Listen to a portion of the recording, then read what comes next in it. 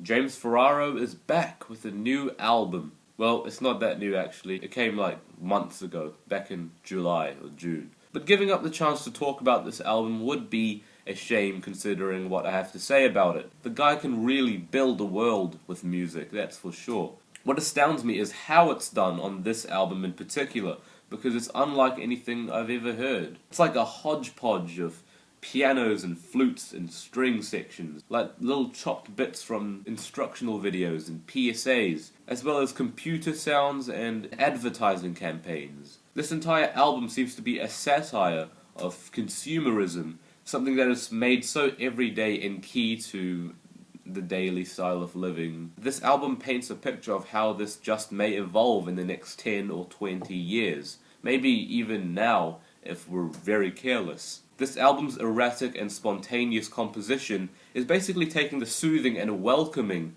sounds of a PSA or an instructional video and then manipulating those sounds to make them sound very jarring and unsettling. At one point on the track Neo Tennis Smart Car, even sour. It's like an image of a society being overwhelmed by ads and companies. When I listen to this album, I imagine being pushed through a glossy, chrome-coated, bright mall where the crowd is flooding in and forcing you through the building, and just you're being hammered with so many ads and company logos and brand names to the point where you're starting to feel a little bit nauseous. The instrumental palette may start to get a little bit tiresome after a while. I felt that on the second track, Marketphagia, which I thought was interesting, but over the course of the track I was just thinking, okay, I kind of get what's going on. It's kind of going on for a bit now. But then, as soon as tracks like Individualism and Market Collapse came in, they were kind of switching things up. They were kind of getting into different moods, like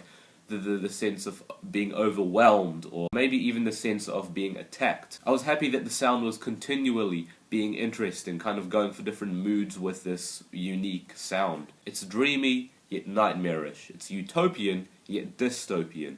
It's able to provide a sense of doom without having to rely on absolute darkness. And this is a pretty unique way of doing it, and I have to appreciate that a lot. I think it's actually James Ferraro's best release to date. I'm giving this album an 8 out of 10.